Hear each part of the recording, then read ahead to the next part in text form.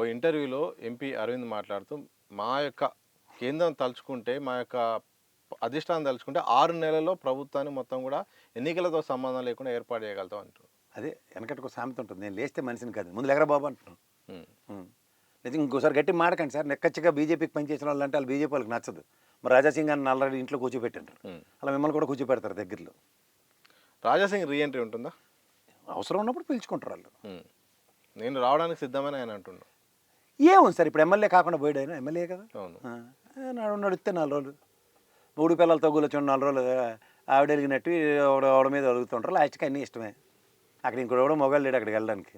Municipal ఎన్నికల్లో మేము పోటీ చేస్తామని జనసేన పార్టీ ప్రకటించింది. అది తెలంగాణలో మున్సిపల్ ఎన్నికల మీద ఏమన్నా ఇంపాక్ట్ ఉంటుందా ఓట్ బ్యాంక్ పరంగా? ముందు పార్టీ కమిటీలు వేసుకోమన్నాడు సార్. కొండగట్టుకు వెళ్ళి ముందు ఉన్న వాళ్ళందరినీ కమిటీలు అన్నింటినీ రద్దు చేసి కూర్చుంటే ఈ తెలుగుదేశం పార్టీ ఒకటి జనసేన పార్టీ ఉనికే లేదు ఇక్కడ.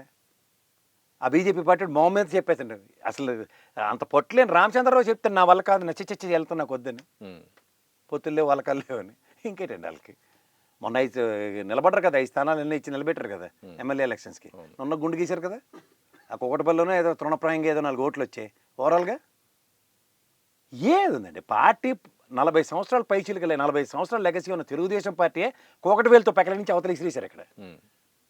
అందులో నేను కాక మొన్న అడ్డమైన చెత్త పేలు వచ్చాడు అక్కడ. ఏది తెలంగాణ దృష్టి తగిలింది ఇక్కడ, పలానా ఇది రాయలసీమ దృష్టి, అదేది ఉభయ గోదావరి జిల్లాలకి అని ఆ సందర్భ పేలాపల పేలినాడు. ముఖ్యంగా తెలంగాణలో ఆంధ్ర వాళ్ళని ఈ డిస్పరారిటీయే లేదు. వీళ్ళు అనవసరం కెలికి లేనిపోయింది కోతిపూడి బ్రహ్మరాక్షసం గ్యాప్లు క్రియేట్ చేస్తున్నారు. ఓబియస్లీ అలాంటి ఇక్కడ ప్లేస్ ఉంటుందా?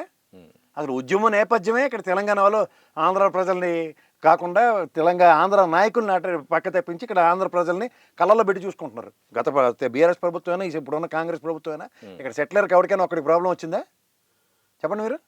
మరి వీళ్ళెందుకు అనవసరంగా ఉనికి లేని వాళ్ళు మెటమెట్లు ఆడిపోతుంటే ఎందుకు? ఇప్పటికి ఎంగిలాకి ఎప్పుడు ఎగిరెగిరి పడుతూ ఉంటారు సార్. అంతే తేడి చేయాలి దాని మీద. ఎంగిలాకి మళ్ళీ బూర్లు గారెలు వడ్డించారు కదా, ఇంత రాయి పెడితే మూసుకుని ఉంటారు అక్కడ. అక్కడ స్థిరంగా ఉప ముఖ్యమంత్రిగా ఆయన కొనసాగుతున్నారు కానీ ఏదో కొనసాగుతున్నారు. కమిటీలు రద్దు చేయాల్సిన అవసరం ఏంది? ఉన్న పలంగా అక్కడ కూడా అదే పని అయింది. మీరు ఇంచుమించుగా మీరు చెప్తున్నాను కదా, వాళ్ళ స్పోక్స్ పర్సన్స్ కానీ వాళ్ళందరినీ రద్దు చేసి కూర్చున్నారు. ఇప్పుడు రాడు టీవీలకి వాళ్ళకి విధి విధానాలు ఏమైనా ఏడిస్తే చెప్పడానికి. ఇప్పుడు మీ పార్టీ ఉంటుంది సార్, ఒక విధి విధానం ఉంటుంది, చెప్పమంటే చెప్తాడు. ఎవడైనా చెప్పగలడు ప్రపంచంలో, ఆఖరి కేపాల్ కూడా చెప్తాడు. తల్లితోడు పవన్ కళ్యాణ్ మా పార్టీ విధానం మాత్రం చెప్పలేడు ఆవిడకి. అడ్డా మీద కూలీలు ఉంటారు చూడండి, ఈరోజు మా ఇల్లు కొట్టారండి గోడ, ఇవాళ ఇటుకలు బెడ్లు అన్నిటి పెట్టేయాలంటే పోతాడు. నెక్స్ట్ డే సిమెంట్ కలిపాం సార్ దాన్ని తీసుకొచ్చి లోపల వేయాలంటే దానికి పోతాడు.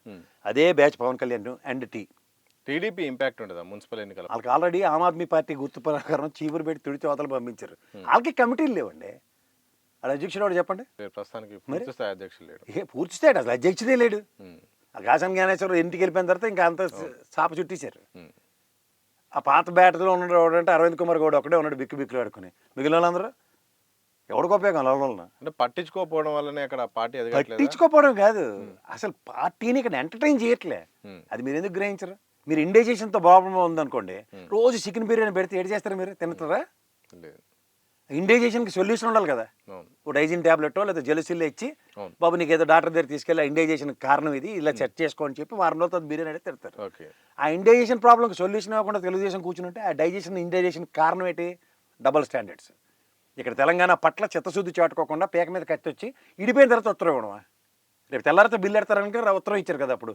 2 కళ సిద్ధాంతం ఇచ్చినా పర్లేదు ఇవ్వపోయినా పర్లేదు అవన్నీ గమనించుకొని ఉంటారు. ఆబ్వియస్లీ వెంటాడుతుంది.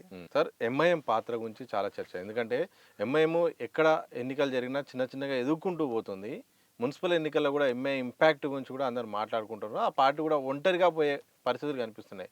ఎంఐఎం తీరు ప్రభావము ఎట్లా ఉండే అవకాశం ఉంది?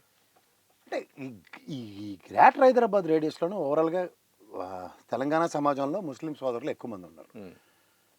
స్పెసిఫిక్గా ఎంఐఎం పార్టీకి ఓటేసేసేంత వాళ్ళు ఎవరు లేరండి. ఓకే, మీరు ఓల్డ్ సిటీ ఈ గ్రేటర్ హైదరాబాద్లో ఒక రోల్ ప్లే చేస్తారు, వాళ్ళు ఖచ్చితంగా చేస్తారు. ఎందుకంటే గత అనుభవాల్లో వాళ్ళు చాలా పార్టీలతో పొత్తులు పెట్టుకుని మేయర్ స్థానాలను అధిగమించిన ఉదంతాలు ఉన్నాయి. అలాంటి అధిరోహించిన ఉదంతాలని పరిగణలోకి తీసుకుంటే రాబోయే రోజుల్లో డెఫినెట్గా రోల్ ప్లే చేస్తారు. కానీ అది పొత్తు అనేది చాలా ఇంపార్టెంట్. దేశం అంతా కాంగ్రెస్కి నోట్లో మట్టుకోవడానికి ఎంఐఎం పార్టీ పనిచేస్తుంది.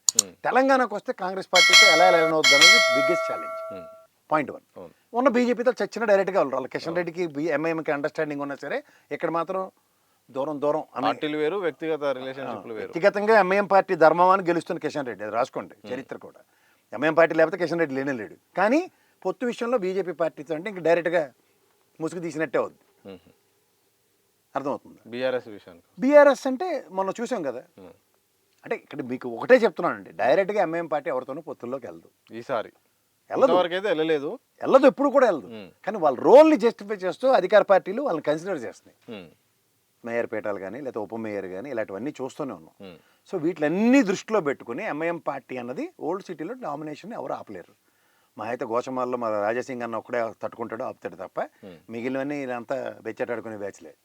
మీరు ఒక మాట చెప్పారు, నిజంగా దేశవ్యాప్తంగా కాంగ్రెస్ కు మట్టి కొట్టడం, నోట్లో మట్టి కొట్టడానికి ఎంఐఎం ఉంది, తెలంగాణలో మాత్రం ఒక రకంగా ఆక్సిజన్ లాగా కాంగ్రెస్ కు పనిచేస్తుంది. ఈ విచిత్రమైన పరిస్థితి. అదేం లేదండి, మీరు అనుకుంటున్నారు కానీ ఇక్కడ స్వయం ప్రతిపత్తితో ఉన్న పార్టీ అది. ఇక్కడ స్వయం ప్రతిపత్తి అంత స్ట్రెంథన్గా ఉండబట్టి దేశవ్యాప్తంగా వాళ్ళు డైమెన్షన్స్ రీచ్ చేయగలుగుతున్నారు. అక్కడ మీ క్రిటికాలిటీ ఒకటి ఉంది.